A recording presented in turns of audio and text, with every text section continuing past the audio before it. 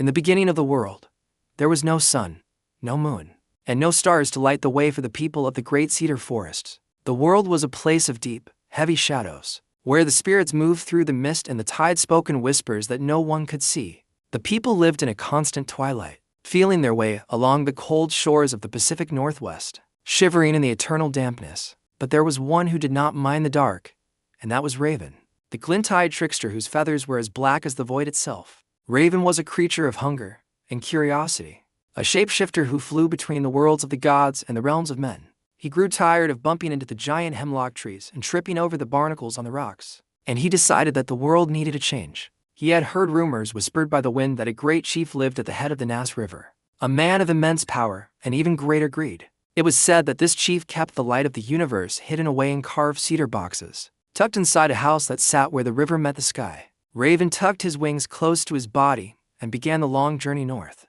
soaring over the jagged peaks of the Alaskan ranges. When he arrived at the chief's village, he found a longhouse decorated with the most intricate totems, guarded by spirits of the forest and the sea. Raven knew he could not simply fly inside and demand the light. The chief was far too clever and suspicious for such a direct approach. He watched the house for many days, hiding in the branches of a Sitka spruce, observing the habits of the chief's family. He noticed the chief's daughter, a woman of grace and beauty, who went to the stream every morning to drink from the clear, icy water. "This is my way in," Raven croaked to himself, his black eyes flashing with a mischievous spark. As the daughter knelt by the stream, Raven transformed himself into a single needle from a hemlock tree and fell silently into the water.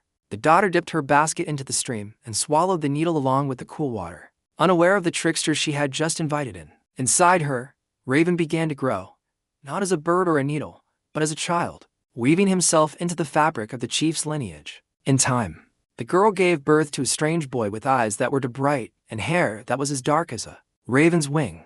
The chief, despite his stern nature, fell deeply in love with his grandson, seeing in him a successor to his great power. The child grew at an unnatural speed, crawling across the cedar floors and pointing his tiny fingers at the mysterious boxes stacked in the corner. He would cry with a sound that resembled a squawk, a piercing noise that could only be silenced by the touch of the treasures his grandfather guarded. First, the chief gave the boy a box containing the stars, hoping to appease the child's seemingly endless curiosity. The boy opened the box and tossed the glowing points of light through the smoke hole of the longhouse where they stuck to the velvet sky. The chief sighed, thinking his grandson had merely been playful, but the boy's hunger for the light was far from satisfied.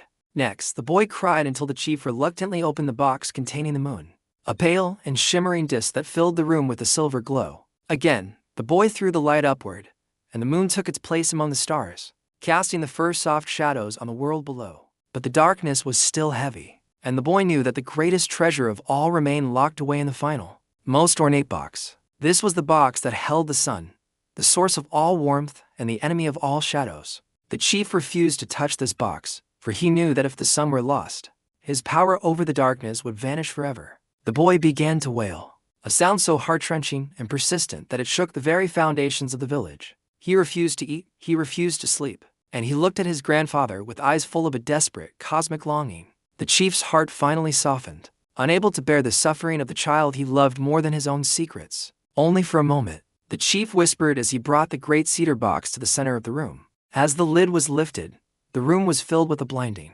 golden radiance that made the wooden walls hum with heat. In that instant, the boy shed his human skin and exploded into his true form, a massive, black raven with wings that spanned the width of the hall. He grabbed the sun in his powerful beak, the heat searing his feathers, and lunged toward the smoke hole above the fire pit. The chief shouted in rage and grief, realizing he had been tricked by the very creature he had nurtured at his hearth. "Stop him!" The chief cried to his guards, but Raven was already ascending, a streak of black against the sudden, glorious gold. As he flew, the sun's fire began to burn Raven's feathers, turning them from the iridescent colors of the dawn into the permanent, charred black we see today.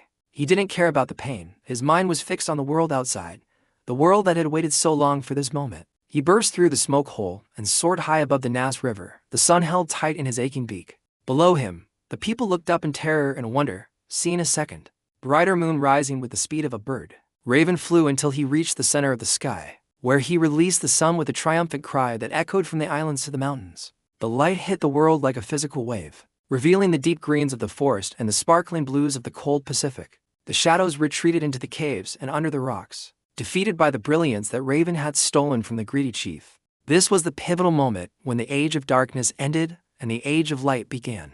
For all the creatures of the north, the people could finally see the salmon jumping in the rivers and the berries ripening on the bushes. But Raven's work was not without its consequences, for the world was now a place where nothing could remain hidden. The trickster landed on a high branch, his soot-colored wings smoking, and looked down at what he had done. He had brought life and warmth, but he had also brought the clarity that reveals both beauty and the struggle for survival. The Pacific Northwest mythology often paints Raven not as a hero, but as a complex force of nature driven by appetite. He didn't steal the sun because he was kind, he stole it because he wanted to see what would happen. Yet, the outcome was the salvation of the world, a paradox that sits at the heart of Alaskan indigenous storytelling.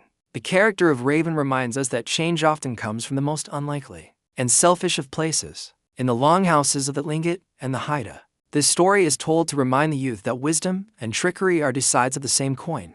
The chief, though he lost his light, learned the bitter lesson that hoarding power only invites its eventual theft. The daughter, who bore the trickster, represents the bridge between the divine and the earthly, and the sun itself became the clock by which all life would henceforth measure its days and its seasons. Raven remained in the world, no longer a hidden spirit, but a constant presence in the trees and on the beaches. You can hear him today, his voice a harsh, rhythmic croak that sounds like the creaking of an old cedar box. He is still watching, still looking for the next thing to steal, the next secret to uncover. The landscape of Alaska was shaped by his flight, the valleys carved by the wind of his wings, the islands dropped from his beak. The moral of the story is woven into the very environment of the North. The light is for everyone, not just the powerful. To hold on to something as vast as the sun is to invite the fire to consume you. Raven's blackened feathers are a testament to the price one pays for bringing about a new era. He is the eternal outsider, the one who breaks the rules so that the world can breathe. When the sun sets behind the Aleutian Islands, the people remember the time of the Great Darkness. They remember the warmth of the cedar fire and the cleverness of the bird who wouldn't stay in his place. This narrative is more than a simple fable.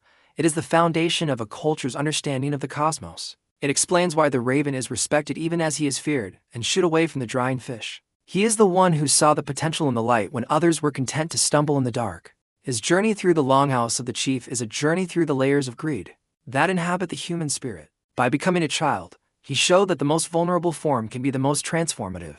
By becoming a bird, he showed that freedom is found in the heights, far above the reach of those who would cage the light.